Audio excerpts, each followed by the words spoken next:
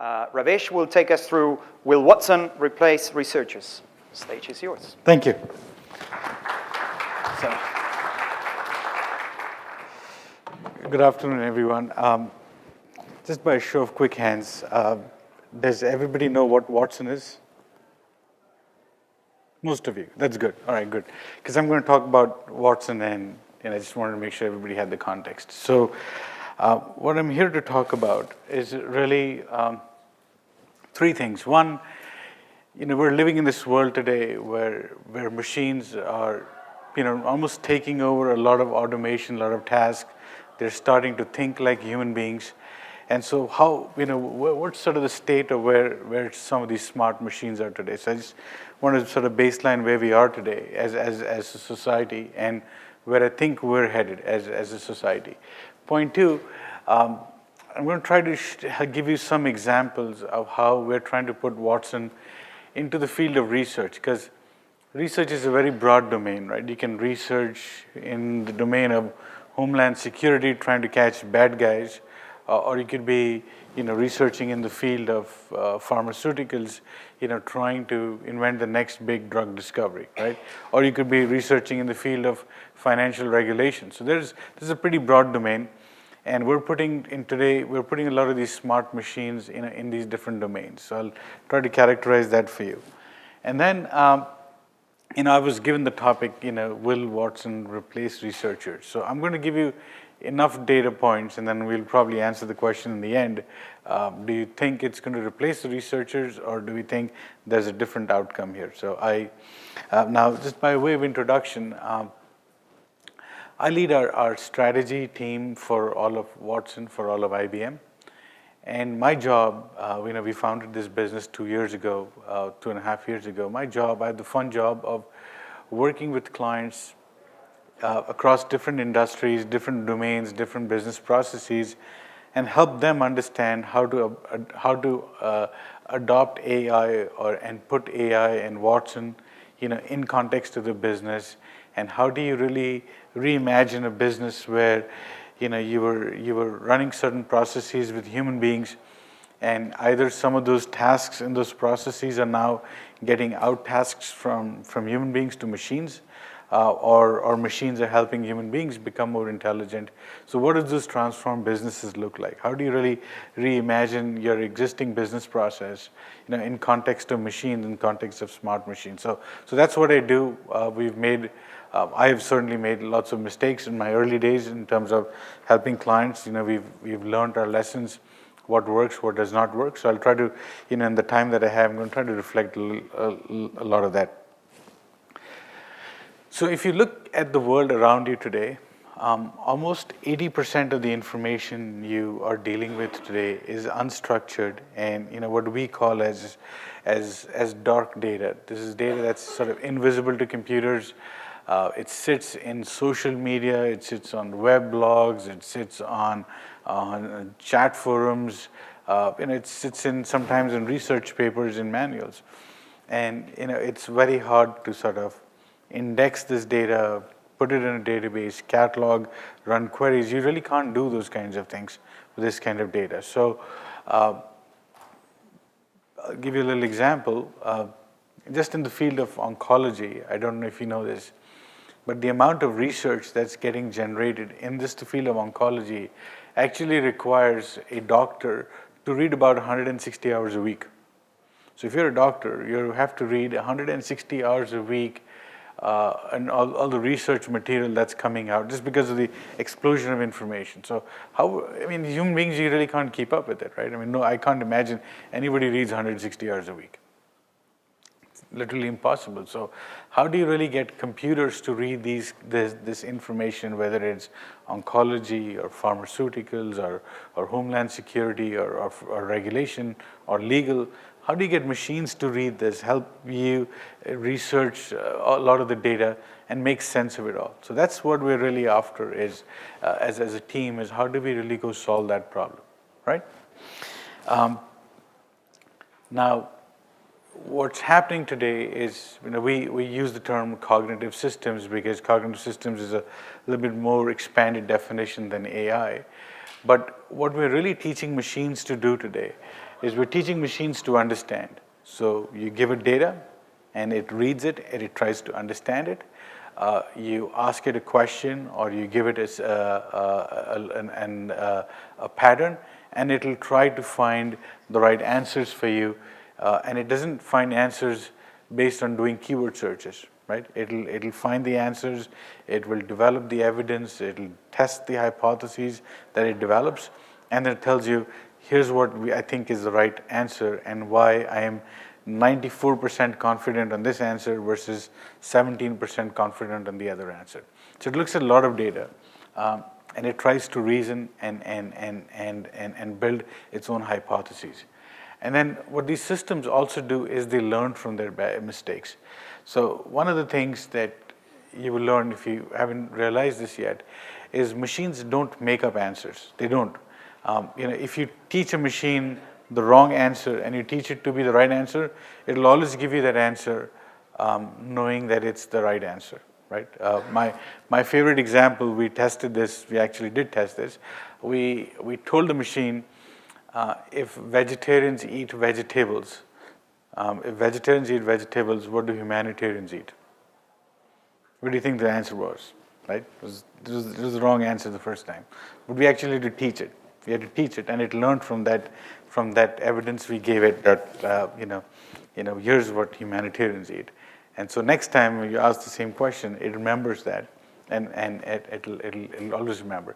The things that we're teaching machines now is we're teaching machines not just to read, but look at images. So if you look at the field of, look at MRIs, look at the amount of data that gets generated with MRIs. Now, a doctor can physically not remember what he or she saw 10 years ago with a certain MRI and why a certain aneurysm in an MRI led to a certain diagnosis, right?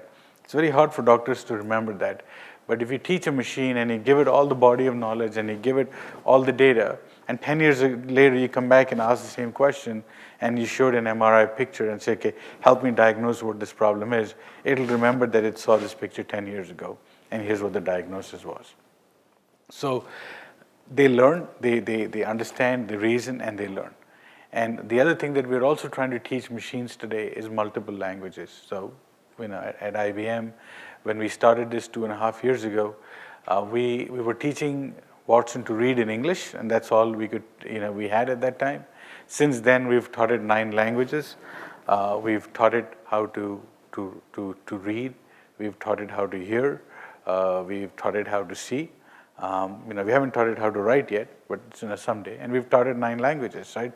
So one of the things we did was we had Watson view all the TED Talks, the entire library, right? And it cataloged it, it indexed it, and then you can go ask a question.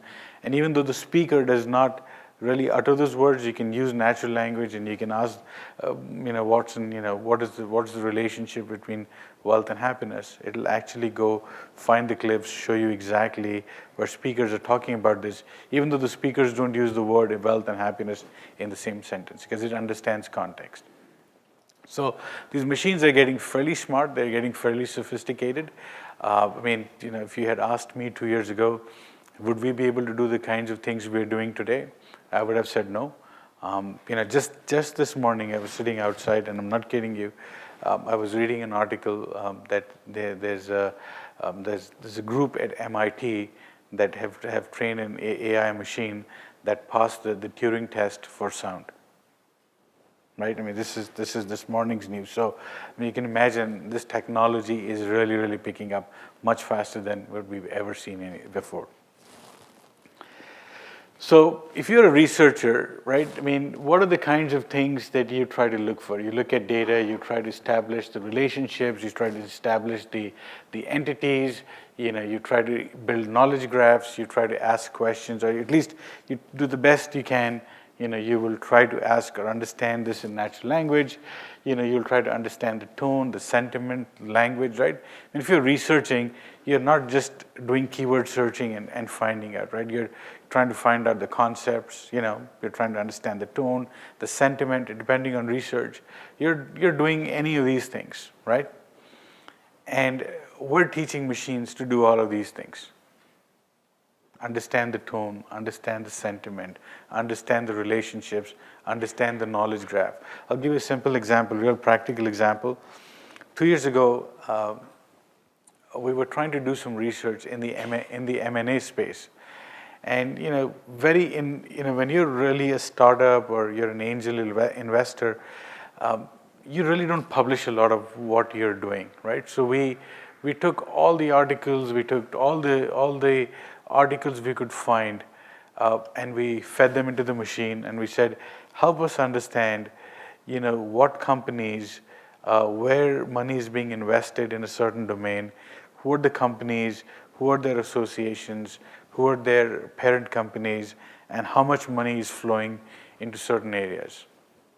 As a human being, that's a pretty complex problem to go research. You can do it. It'll take a lot of time. It'll take to understand everything and draw your own knowledge graphs and understand the relationships. Who's the parent company, who's feeding this VC, what companies is this VC investing in, what technologies are they investing in, right? You can solve that, it's pretty hard. We taught a machine, we gave it all the data. In 3 weeks, we were able to generate all the knowledge graphs to understand the patterns of investment. So and we did this 2 years ago. So since then, the technology's evolved quite a bit.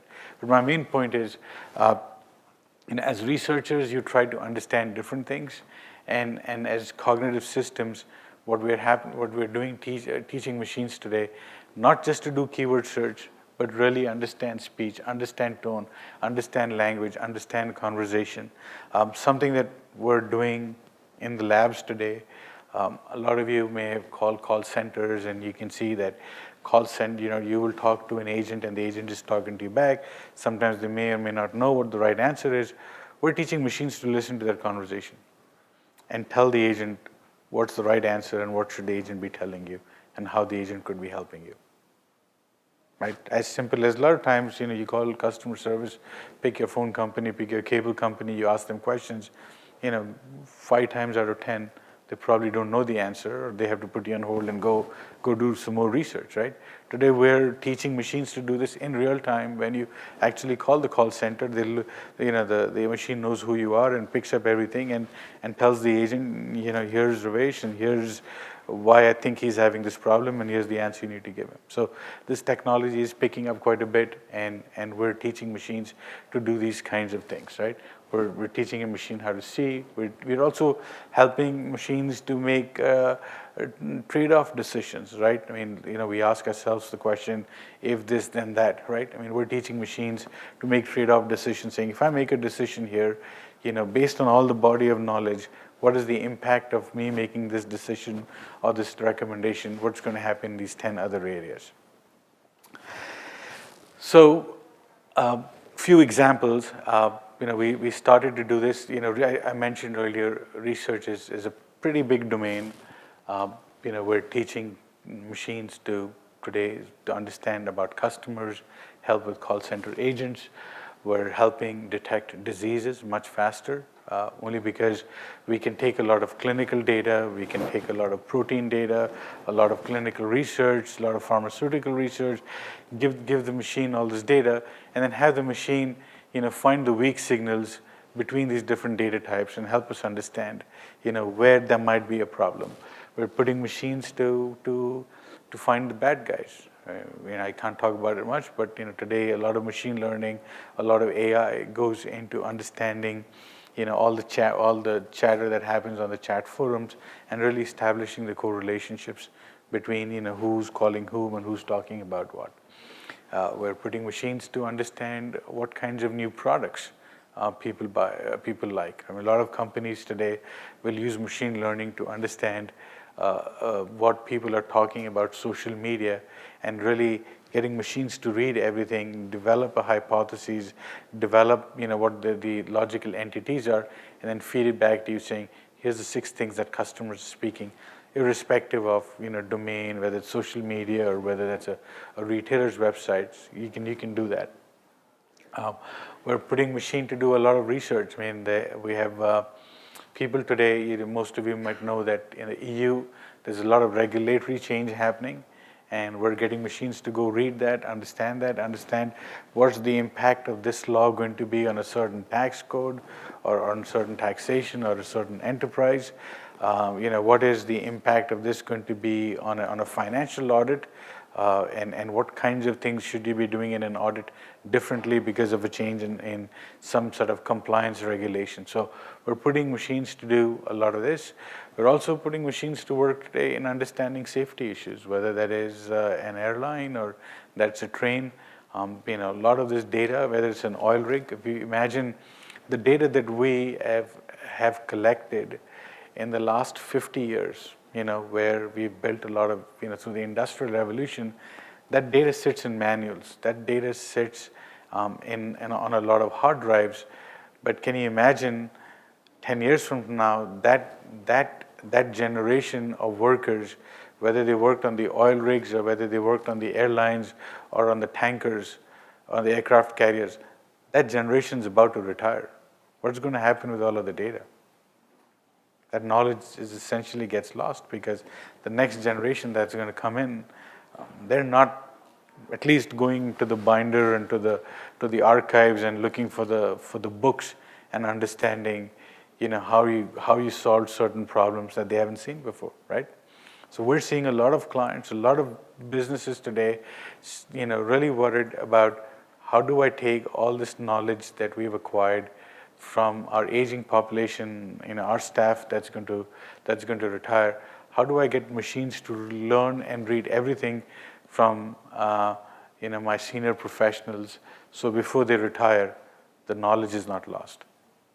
A lot of companies are actually dealing with that problem today. It's a real problem. Even at IBM, we have that same problem. So lots of different areas that you can really apply the smart machines to work. Now, I had a little video here. I can't run it through the clicker, so if I can just request the gentleman in the back to.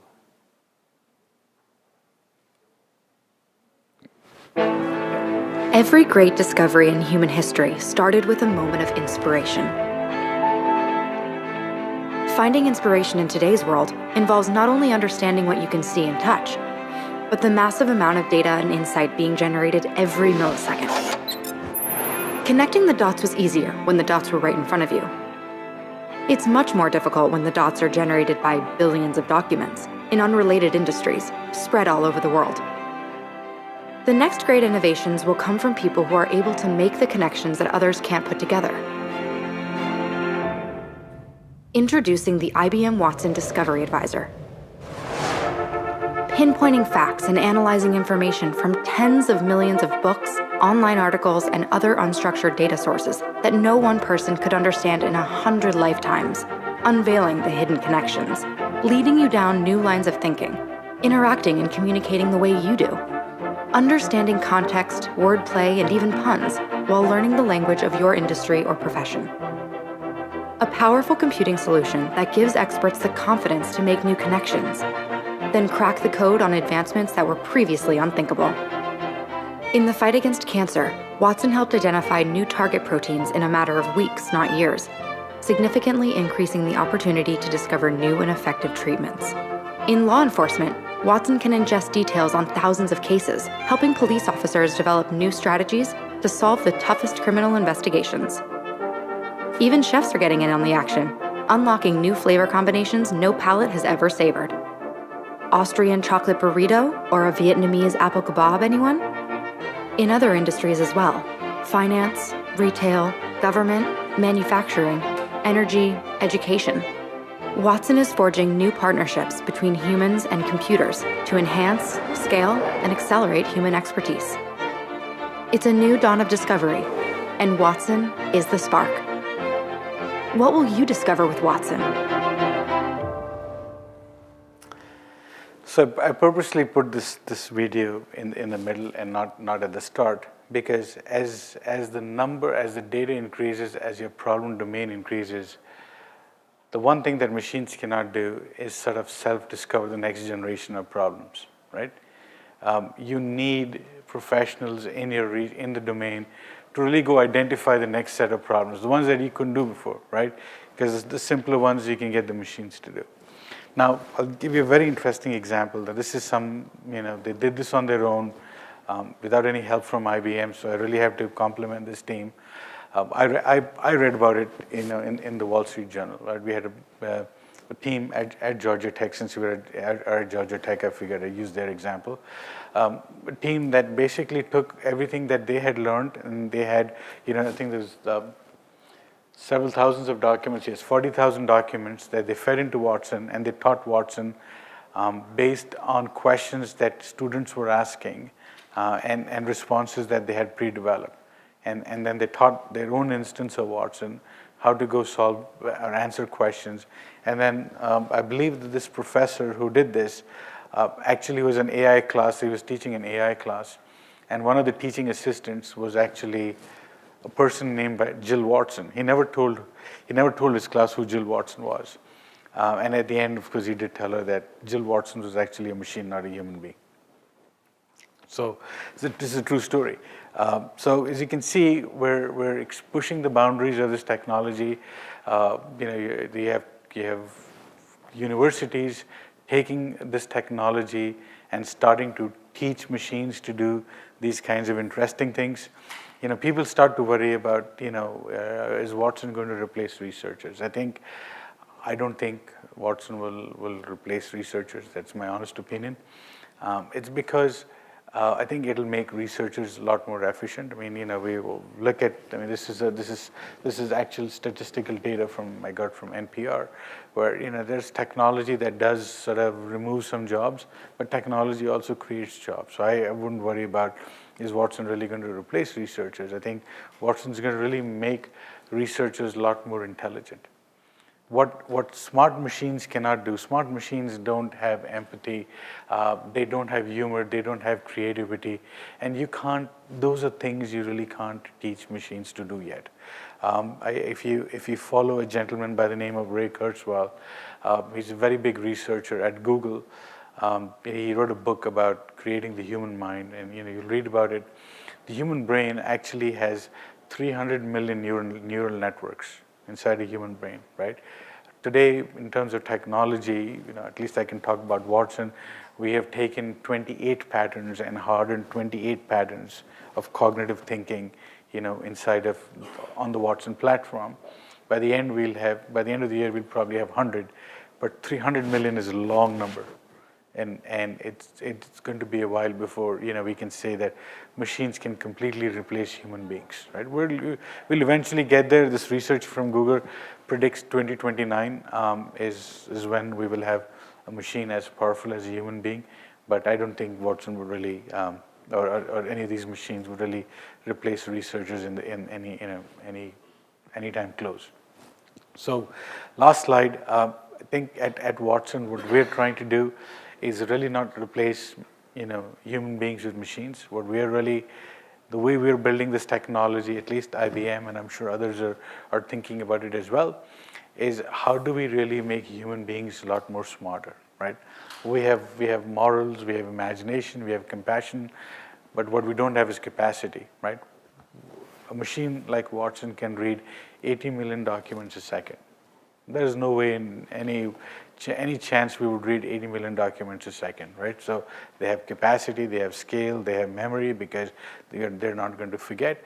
So our vision is, how do we take what we can get machines to do, augment that with the intelligence of human beings, so we as society can do bigger and better things. So, if you just go back and research, we all do research in our own different levels. I think the kinds of problems you're researching today are going to be very different from the kinds of problems you're researching maybe 2 years from now, because the problems you're researching today, or the way you're researching certain tasks, you are probably going to outsource or out-task to a machine, and you'll be focused on bigger and better things. So that's what I think the future is. Anyhow, that was what I had prepared, but I believe we wanted to keep a few minutes just for Q&A, right? Absolutely. Let's happy to take any questions. Ravesh, a hand first. Thank you. Thank you. Okay. We've got time for a few questions, because just if you're noticing the time, the other room is running behind, so we've got to make a bit of time. I've got one question to kick it off. I'm a researcher. I want to try something like University of Georgia has done. How do I do it? So one of the things we're trying to do is make this open and self-consumable for everyone. So what we've done is we've built a platform, and all you have to do is, sign up for that platform, take advantage of the APIs, that we have built, and you can start to load your own data and start to train your own instance of the machine. So you really don't need to go hire an army of people to come help you do this. The team at Georgia Tech sort of did it on their own. So, questions from the audience? Anybody? No. So I'll just there's one last point on the previous question. The one thing I would like all of you to know is, as you're trying to adopt machine learning, just think about what is it that you want machine learning to do. Because I think as human beings, we have a tendency to solve our hardest problems first. And I tell everybody, don't start there. The analogy I use with clients is, a lot of us have children. None of us ever thought about sending our kids to med school first and kindergarten next, right? We start with kindergarten and we go through first grade, second grade, and we go up through the journey. So start small, focus on the easy problems, start there. Don't try to solve the most complex problem first. As human beings, we all tend to make that mistake. Sorry. So my question is from your last slide where you were showing what humans really excel at versus what machine learning was really excelling at. And I loved seeing dreaming under humans. And what I think is interesting is sometimes the machines can become so powerful and we rely on them so much that we do forget to dream and infuse creativity. So my question for you is just, where do you see kind of the dreams and the creativity start to be infused into the a bit more, I guess, dogmatic and very pragmatic insights that are coming from the machine learning output? So all the creativity that I've seen, at least when I'm speaking from my examples of working with clients, it's actually still coming from the human beings. I mean, it's they could do simple things, but I think as human beings, sometimes we tend to stop pushing ourselves. I've seen some clients who continuously have this relentless passion to keep pushing, saying, I don't want to solve the simple problems. We want to solve the big problems, and then can we take those big problems and parse them into smaller ones, and can we just give the smaller ones to the machines, right? And not have to worry about solving them. So think about your big problem, your big idea, and then decomposing it into smaller ones and see which ones you can parse off to the machines. But I think this gives us more power to be more creative and do things. I mean, look at iPhone. We're going to have 10 years of smartphones next year, and the things that we're doing today, we wouldn't have imagined doing that 10 years ago, right? And what we're going to do 10 years from now is going to be far more creative than what we're doing today. Excellent. All right, we've got to wrap up. Let's give Ravesh another hand. Thank you. Thank you.